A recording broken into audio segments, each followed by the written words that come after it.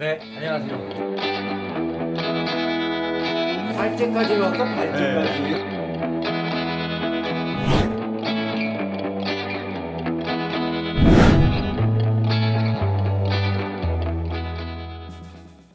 안녕하세요. 슈프렌즈입니다. 네, 오늘 휴프렌즈 시간 맞아가지고 오늘은 이 인도 고전학 하신 심재관 교수님 모시고 네. 이 감염병, 전염병 시대의 불교. 네. 뭔가 좀 기대되는. 기대할 거는 없고 그냥 뭐 간단히 제가 요즘에 이렇게 코로나 상황을 맞으면서 이게 잘 됐다. 잘 됐다. 이거 이런 무시무시한 얘기를 그냥 하시면 어떡하죠? 아니 내가 솔직히 얘기해도 되잖아. 네. 어차피 헛소리의 대가 있기 때문에 1차적으로는 그래요. 이게 어떻게 보면 불교의 관점에서 볼 때는, 그러니까 불교를 위한달까? 하여튼 불교를 생각하는 관점에서 볼 때는 제 생각엔 이 상황이 불교에 좋다. 불교의 새로운 방향을 끌어나가기에 매우 좋다. 그런 느낌이 그런 관점에서. 들었어요. 네. 그런 느낌이 확 들더라고요. 불교의 원래 모습에서 지금 뭐 2000년이 넘게 쭉 오면서 굉장히 모습이 변했잖아요. 그러니까 너무 불교의 본질적인 모습과 너무 떨어져 왔기 때문에 근본적인 입장으로 다시 돌아가기에는 지금 상황이 오히려 더 낫다. 그런 의미에서 저는 잘 됐다. 네, 근데 그렇게 말씀하시니까 네. 근본적이라고 하는 게 어떤 건지가 좀 궁금해요. 그러니까요. 그래서 뭐 제 얘기는 그냥 어떻게 보면 굉장히 피상적인 얘기일 수도 있는데, 일단 불교의 출발이라고 하는 것 자체가, 아니면 인도 땅에서 등장한 거의 모든 종교가 전제하는 바가 있어요. 그 첫째 전제는 뭐냐면 인생 자체가 질병이다. 인생 자체가 병으로부터, 인간의 삶 자체가 병이라는 거예요. 사실은 아주 단순하게 얘기하면, 물론 뭐 그것이 업에 의한 것이건 하여튼 인간의 삶 자체가 비극이고 그렇게 즐거운 것이 아니다라는 거예요. 거기서부터 이제 수행도 등장하게 되는 거고, 그걸 벗어나기 위해서. 살아보니까 그게 공감이 되시나요? 그럼요. 아니 솔직히 얘기해서 그 정도 이 정도까지 이제 반평생을 넘게 사셨는데 즐거우세요? 즐거운 게 많아요? 난 지금 인간의 삶이 즐겁다고 하는 부류는 대개 제 생각에는 좀 더 인간적인 어떤 인간의 욕망을 극대화할 수 있는 그런 연령대, 그러니까 청소년들, 젊은이들, 즐길 게 더 많이 남아있는 사람들은 그럴 수 있어요. 혈기가 왕성한 사람들. 그런데 웬만큼 살아본 분들은 이게 살아봤더니 다 그냥 아무것도 없어. 아니 근데 물리적인 시간으로 보면은 같은 시간을 살았을 사람인데 외모로 보면은 한 2배는 사신 것 같은. 그렇죠. 나 60, 저에게 동의를 구하지 마세요. 아니 나 60, 70대 그 분들이, 내 분명히 그분들은 뭐 60대, 70대다 딱 봐가지고 그분들이 오셔가지고 저보고 어르신이라 그러니까. 난 참 속상해 사실은. 여기 속상할 게 아니라 이렇게 보면은 이렇게 여기 이제 이 교수님도 계시고 이제 신 교수님도 계신데, 세 사람을 이렇게 딱 클로즈업 했을 때 누가 가장 학자처럼 보이고 누가 가장 이 권위 있는 학자의 모습으로 이렇게 화면에 비칠까? 당연히 넘버원.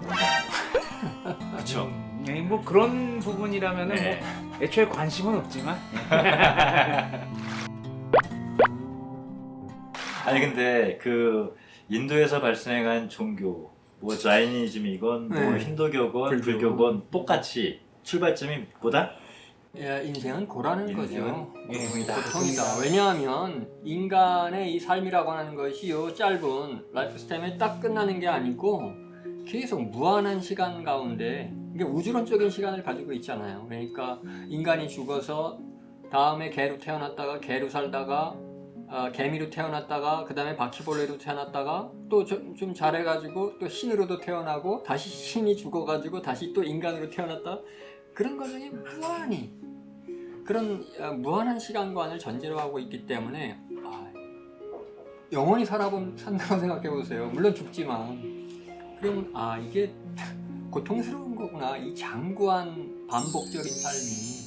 그러니까 여길 빨리 벗어나야 되겠다. 근데 왠지 그 톤 속에 이런 멘트가 잠재되어 있는 것 같아요. 어떤 내가 살아봐서 아는데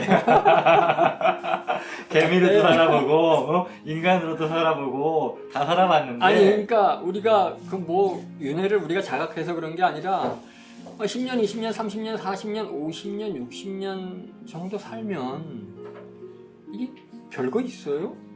없죠. 뭐 재미난 거 뭐 지금 앞으로 재미난 게 뭐 있을 것 같아요? 별로 없죠. 그렇잖아요. 네.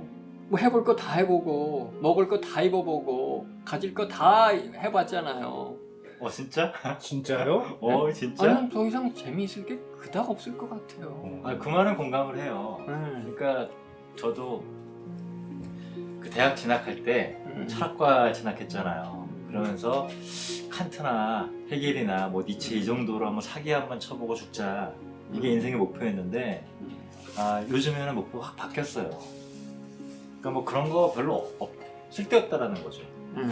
사람들이 버킷리스트란 거를 적잖아요. 하나하나 이제 해보고 지워가고 그런 과정을 겪는데 과연 사람들이 어느 순간에 버킷리스트에 쓴 거를 다 지우고 내 인생 내내 다 이걸 지울 수 있을까? 혹은 이 버킷리스트에 나오는 내용들을 다 지우기도 전에 허무하다고 그 버킷리스트를 덮어버리는 사람도 있을 것이고, 그렇겠죠. 그리고 이 버킷리스트를 다 지우지도 못하고 생이 끝나는 사람도 있을 것이고, 아마 많지 않을까요? 예, 그리고 버킷리스트를 막상 적으려고 해도 뭐였지? 이러는 사람도 있을 거예요. 예. 결국에는 이 삶에서 뭐 재미난 게 뭐가 있어요? 라고 하는 질문에 대한 사례를 찾는다면 이 버킷리스트를 얼마나 다 해보고 사람들이 이 생을 끝낼까, 그런 걸 생각해보면 좀 맞을 것 같아요. 하여튼 뭐 버킷리스트니 할 수 있는 게 사실 근데 우리가 뭘 즐긴다고 하는 거, 삶을 즐긴다고 하는 것을 가만히 보면 다 우리의 오감하고 관계가 있어요. 뭘 만지고 기뻐하는 거, 냄새를 맡는 거, 혀로 뭐 맛을 보는 거, 다 그 범주 안에 있는 것이 그 밖에 뭐 아니면 생각하는 거, 그런 것들이지 우리의 오감의 영역에서 벗어난 게 별로 없어요. 우리에게 쾌감과 기쁨을, 행복감을 주는 것이 사실은 그렇게 제한돼 있어요. 우리의 오감 안에 있거든요. 어쨌든 그 뭐 원하는 게 적든 많든 어쨌든 이 상황이 불교에게 제가 적당하다고 생각하는 것은 뭐냐면, 물론 더 즐길 게 뭐 많지 않다 그것보다는 더 극명한 것은 죽음을 보여주기 때문에. 코로나가? 왜냐면 우리는 죽음을 그렇게 경험할 기회가 없어요. 없고 현대사회는 죽음이 되게 은폐돼 있어요. 예를 들어서 선생님 닭고기 드시잖아요. 네. 아니 뭐 개고기를 먹는다든가 뭐 하여튼 뭐 신경통에 좋아가지고 고양이를 잡아먹는다든가, 그럴 때 우리가 뭔가 소고기를 먹고 돼지고기를 먹을 때 돼지가 죽는 거 보신 적 있어요? 물론 한두 번 인생에서 한두 번 있으실 거 아니에요. 한두 번은 봤죠. 그렇지만 우리는 그거보다 훨씬 더 많이 일주일에 한두 번 그걸 먹지만, 그것들이 죽는 거는 일주일에 한두 번 보나요? 그렇지 않잖아요. 그런데 이 코로나 상황은 동물이 죽는 게 아니라 더 유쾌하다고는 할 수 없지만 뭐랄까 더 신선하달까? 더 새로운 것이 인간이 막 죽는 걸 맛보는 거야. 그러니까 옛날에 구지역 났을 때 뭐 돼지나 소를 막 포크레인이 파가지고 땅 파가지고 대량으로 묻고 피가 흘러나오고 있잖아요. 근데 이번에는 동물이 아니고 인간이야. 그러니까 그 죽음을 목도하는 것이 너무 빈번해. 텔레비전으로 우리가 보잖아요. 막 그 어디에 사람을 묻을 데가 부족하니까 섬에 가가지고 시체를 싣고 가가지고 포크레인을 막 파가지고 인간의 시체를 그냥 묻어버리고 포크레인을 그냥 묻어버리잖아요. 그러니까 죽음이 우리와 매우 가까이 있다. 그러니까 그동안은 은폐되어 있던, 감추어져 있던 죽음을 우리가 스스로 목도하게 되는 거거든요. 그러니까 인생은 질병일 뿐만 아니라 그동안에 감추어져 있던 인간의 삶이라고 하는 것을 적나라하게 보여주는 거죠.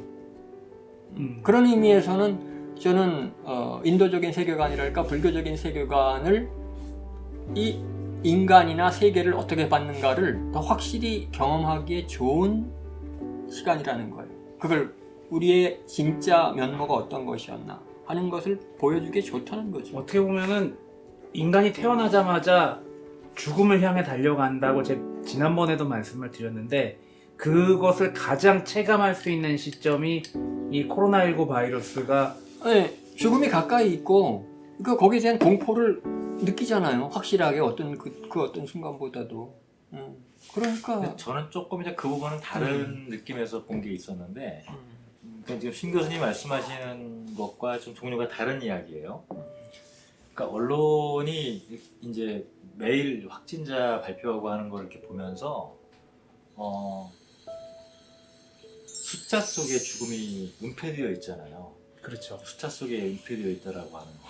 근데 그런 걸 이렇게 보도하는 행태를 보면서, 야, 기사를 쓰는 사람들이 그 숫자를 저렇게 다루는 방식이 좀 온당해 보이지 않는다는 느낌이 첫 번째가 들었고, 그다음에 두 번째는 과거에는 이제 다른 분 이제 돌아가신 분 계시면 장례식 가서 문상 가고 이렇게 하는 것들을 하면서 별로 느낌 없이 그냥 범범하게 했거든요. 근데 돌아가신 분을 만나러 가는 경우가 드물잖아요. 제가 아는 분이 돌아가신 게 아니라 제가 알고 있는 분의 부모님이거나 그런 분들이 돌아가시는 경우가 많았으니까. 그런데 그 얼마 전에 이제 제 사촌 거기 장례식에 처음 가면서 느낌이 좀 다르더라고요. 그런데 이번에 TV에서 이런 걸 보면서 어떤 느낌이 들었냐면은 상당히 많은 분들이 돌아가시는 바람에 또 이 시신마저도 이제 감염의 위험이라고 하는 것 때문에 시신을 냉동고 그렇죠. 차 안에 방치했다가 뭐 이제 그거는 어쩔 수 없는 뭐 부분이 있었다라고 얘기를 하지만, 근데 그건 사실 죽음이 아니잖아. 그냥 어느 날 갑자기 숨이 멈췄고 끝났으니까 처리한다라는 방식으로 하는 걸 보고, 야, 그러니까 내가 살면서 죽음을 예로 보내는 절차가 있고, 그것은 그 가족분들에게는 과거의 시간을 끝내고 새로운 시간으로 들어가는 이른바 종교적인 어떤 그런 시간을 맞이하는 경험이잖아요. 새로운 시간을 맞이하는. 근데 그거를 삭제시켜버리고 그냥 처리한다라고 하는 방식으로 하는 그 방법이 미디어도 마찬가지고 국가도 마찬가지고, 그걸 보면서 야, 이제 죽음을 추방한 게 아니라 죽음을 그냥 처리하는 방식으로 그냥 이렇게 하는구나. 나는 김 선생님하고, 물론 이제 김 선생님은 확실히 그 유가적인 그런 관점을 이제 보여주시는데, 유가적이라기보다는 이제 좀 동양적인. 근데 저는 사실 동양적인. 저는 느낌이 완전히 조금 달라요. 왜냐하면 저는 그 장면도 좀 통쾌해요, 솔직히 얘기해서. 통쾌해요. 큰일 났다 이거. 왜냐하면 아니, 동물을 그렇게 처리할 때는 아무런 아무런 감정 없이 그렇게 처리하면서도 왜 하필은 인간은 똑같은 동물인데 인간은 뭐가 그렇게 잘났다고 그걸 그렇게 나는 애도 하나. 저는 솔직히 어떤 관점에서는 싸늘하고 쿨하게 냉정하게 저는 똑같은 동물의 관점에서 인간의 죽음도 동등하게 좀 봐야 되는 거 아니에요? 아이고, 제 경계를 넘어섰군요. 아니, 솔직한 저의 감정이에요. 그래서 어떤 의미에서는 그런 것이 좀, 인간이 결국엔 그렇게 동물도 괴롭히고 함부로 그렇게 하더니 잘 됐다. 그런 통쾌함도 없지 않아 사실은. 물론 아주 작지만 그렇다고 뭐 인간의 생명이나 인간에 대한 예의를 저버리자는 그런 건 아니고, 그런 감정도 없지 않아 있어요. 네, 당연하죠. 그걸 뭐 의도를 곡해해서 받아들일 이유도 없는 거고. 그러니까 그 중요한 문제 의식이 있는 도발인 것 같아요. 표현 자체가. 그렇죠. 그러니까, 조금. 그러니까 망자분들에게 결례를 하겠다거나 그런 차원이 아니라 그럼요. 정말 우리가 가만히 생각해 보면 다른 생명의 죽음을 처리하는 방식은 정말 너저분한 방식으로 하면서 과연 인간에 대해서 하는 방식에 대해서는 그렇게 고귀한 가치를 부여해 왔는데 그것마저도 저렇게 하는 걸 보면서 야, 이제는 너희들이 준 만큼 되돌려 받는 일을 하고 있구나. 지금 예. 그런 경종을 울리는 얘기였기 때문에 하여튼 뭐 그런 관점에서 불교라고 하는 것이 애초에 그런 삶의 인간적인 삶을 이제 그런 관점 토대 위에서 죽음이라고 하는 것 또는 죽음을 벗어나고자 하는 것에서 늘 죽음을 목도하는 가운데 그걸 극복하기 위한 또는 인간의 삶을 극복하기 위한 그런 조건들을 뛰어넘기 위한 노력으로서 등장했기 때문에 저는 이 상황이 불교 신자나 불교 수행자에게는 매우 불교의 본질로 다가가기 위한 매우 그 여건이 나쁘지 않다. 저는 사실 솔직히 그렇게 생각됩니다. 그게 첫 번째 이제 코로나 상황에서 불교가 좀 괜찮다라고 불교를 이제 생각해 보기에 괜찮다라고 하는 생각이 들고 두 번째는 이제 조금 더 구체적으로 수행자의 삶에 있어서도 마찬가지라는 거죠. 이 코로나 상황이. 왜냐하면 인도의 뭐 힌두교도 그렇고 자이나교도 그렇지만 특히 불교 같은 경우나 자이나교 같은 경우는 애초에 이 어떤 그룹을 만들고 시작한 게 아니거든요. 원래 그 인도의 수행자적인 사문의 전통은 독립적인 한 개인 수행자 깨달음을 위해서 홀로 고독하게 가야 되는 그러한 수행자의 모습에서 시작했거든요. 그러니까 어떤 집단을 이루지 않고 그 어떤 교조가 있어서 그 사람의 말을 그냥 그대로 따라가는 게 아니고 그런 의미에서 우리가 이제 격리가 되잖아요. 이 상황에서. 그러니까 개인의 삶이나 수행자의 삶을 돌아보는 데 있어서 이것만큼 좋은 게 없어요. 왜냐하면 단적인 예로 지금 코로나 상황 때문에 불교 행사를 못 하잖아요. 네. 이건 정말 좋은 거예요. 불교의 입장에서 이것만큼 좋은 건 없어요. 왜? 수행자가 절에서 수행자가 하는 게 뭐예요? 개인적으로 앉아가지고 참선하는 거거든요. 그러니까 그렇게 참선을 하려면 괜히 어중이 떠중이가 들어오거나 절에 수행터에 들어오거나 와가지고 뭐 스님 점 좀 봐주세요. 뭐 우리 아들을 위해서 기도를 해주세요. 그게 다 헛거거든요. 그 수행자 개인에게 있어서는 그게 본질적인 게 아니잖아요. 예? 그 사람이 일단 자기가 깨달음을 얻는 게 가장 중요하거든요. 그러니까 와서 딴 사람들이 신자라든가 다른 수행자들이 와가지고 괜히 자기한테 그 비즈니스 하거나 헛짓거리 하는 것보다는 그 개인 자기 스스로 혼자 노력하는 수행자에게는 이것만큼 좋은 상황이 없다는 거죠. 그러니까 불교의 그 수행자들의 삶이라고 하는 것이 애초부터 그렇게 독립자로 시작한 거예요. 독립자로. 누구나 다 깨달을 가능성이 있는 사람들이 노력하는 그 과정이기 때문에 그러니까 석가모니의 불교 정신의 근본으로 돌아가면 그럼요. 부처님 오신 날 모여가지고 법회하고 이렇게 하지 말아야 되겠네.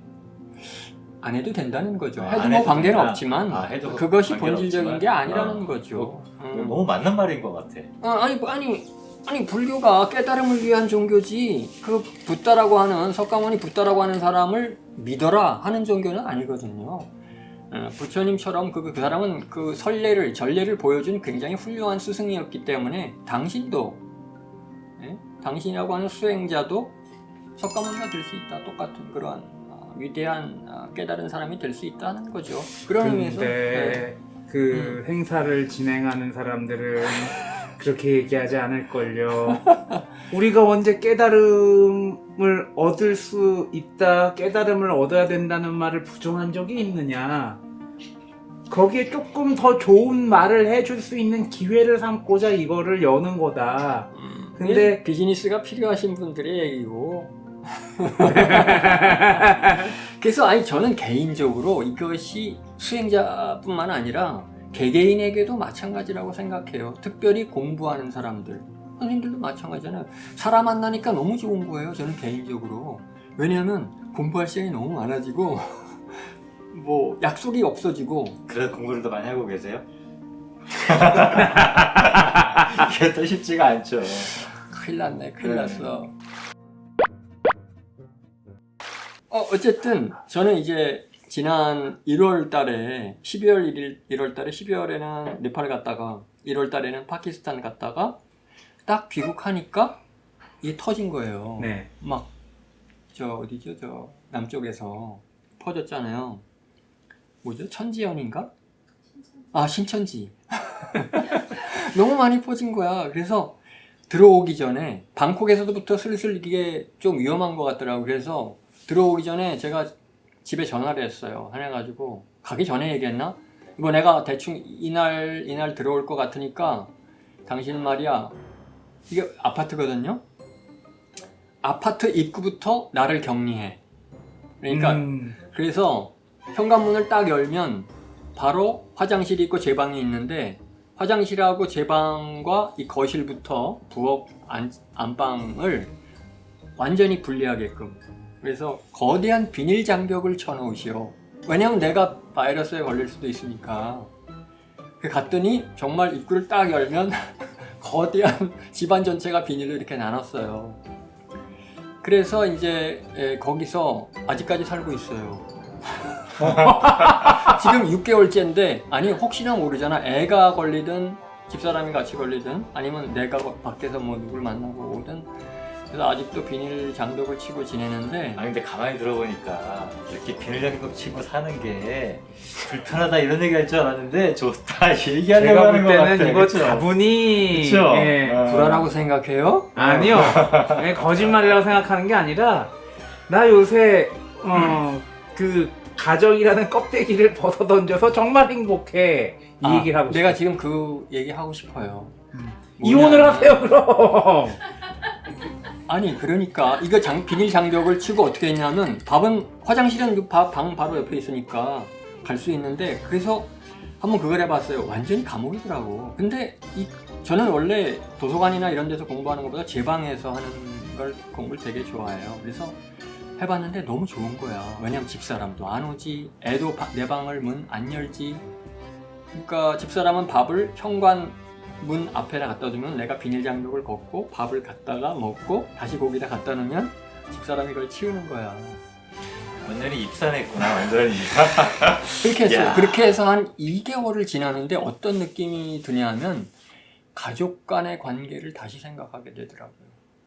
가족을.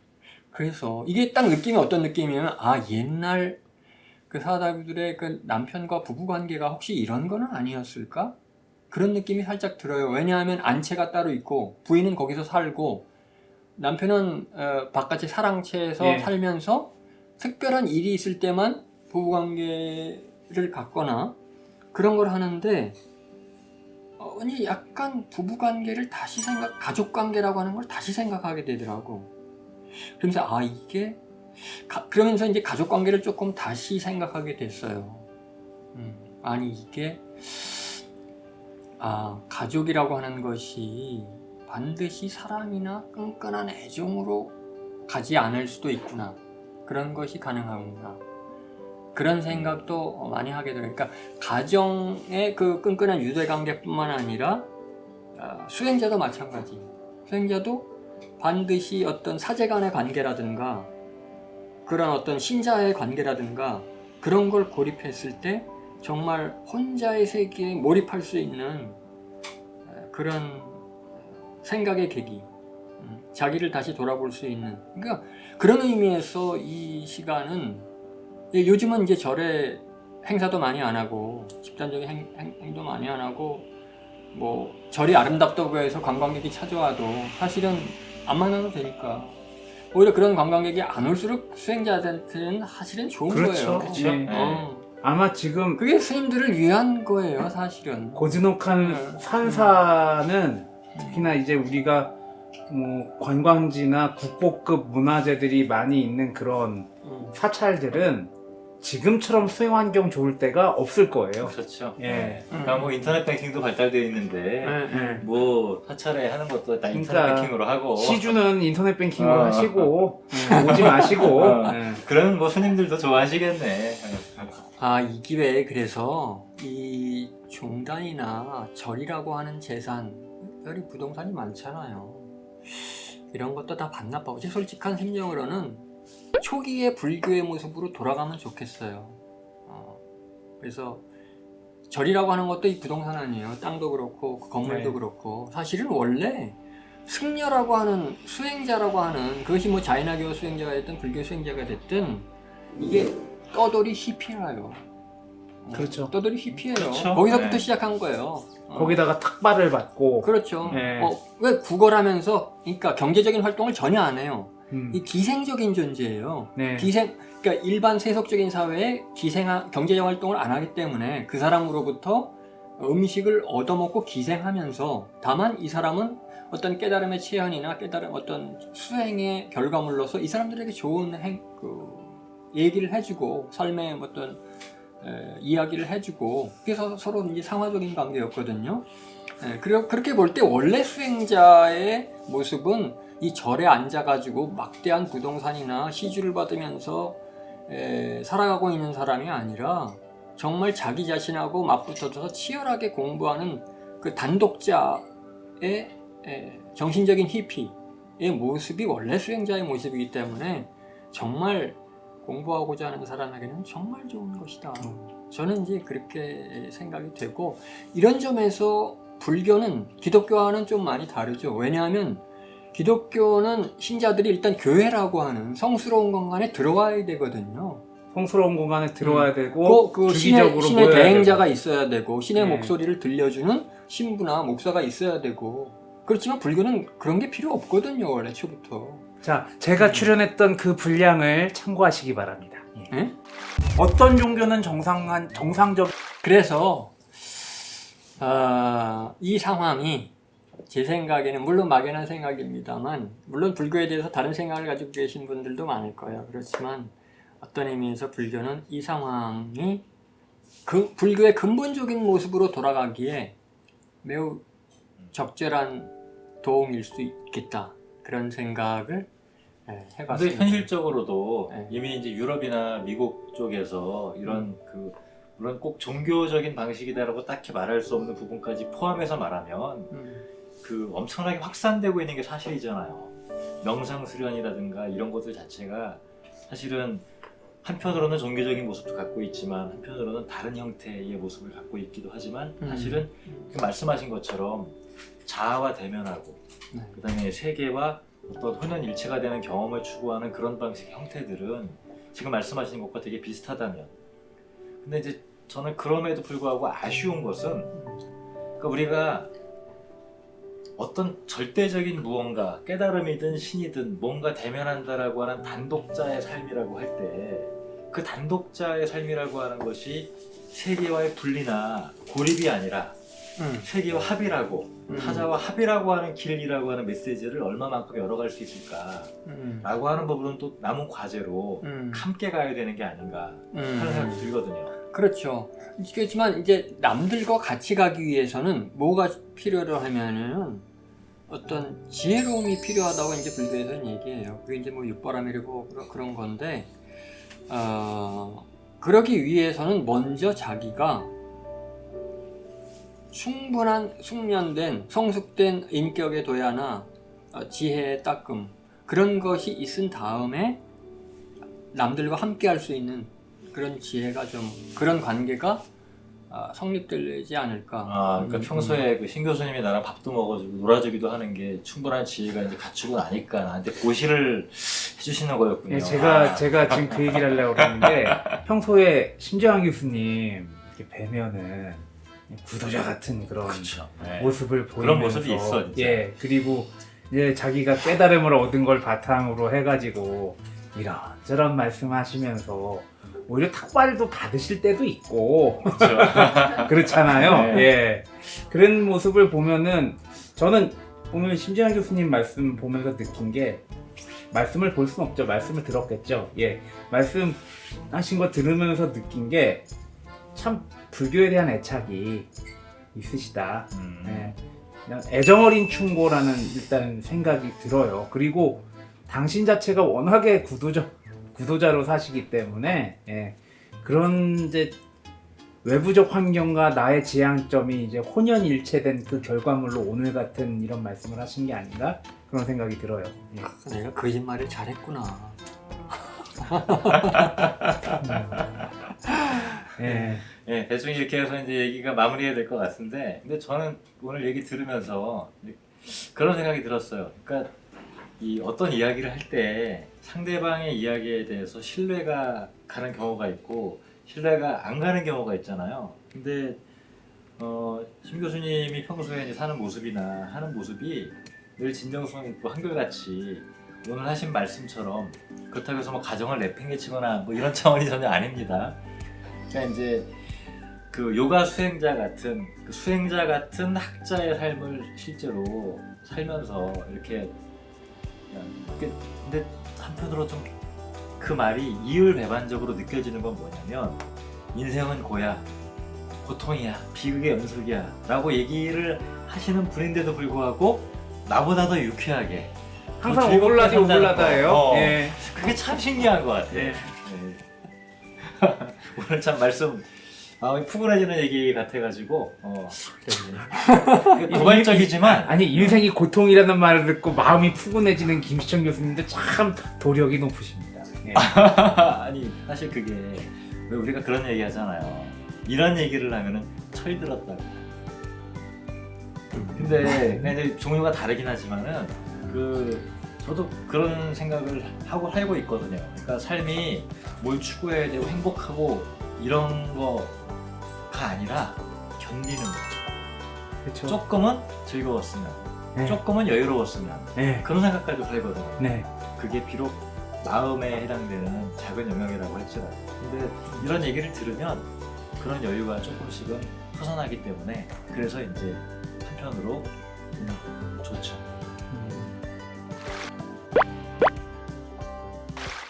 아직 인생의 단맛 쓴맛을 두 분보단 덜 본 입장에서는 네. 글쎄요 뭐 이 야유의 의미는 글쎄요 저는 뭐 심정환 교수님의 생각에 뭐 많은 부분은 동의가 안 돼요 솔직히. 그러니까 열정적으로 살고 열심히 살잖아요. 이종호 선생님은. 그러니까 모르겠어요. 저는 이제 제 삶에 대해서 이제 좀 되돌아보는 계기는 분명히 되고 있고, 실제로 지금 현재 이제 코로나19 상황에서 이 상황에 적응해야 된다는 이 상황 자체가 주는 고통이 좀 굉장히 크거든요. 그러다 보니까 이제 그 아주 짧게나마 일주일에 짧게나마 주어지는 좀 개인적인 시간을 어떻게 보내야 될지도 모를 정도예요. 이제 그런 것들을 생각을 하면은 이 코로나19라는 코비드19가 이렇게 퍼져 있는 팬데믹 상황이라고 부르는 이 상황이 나에게 주는 의미가 확실히 크다는 생각은 들었습니다. 예. 네.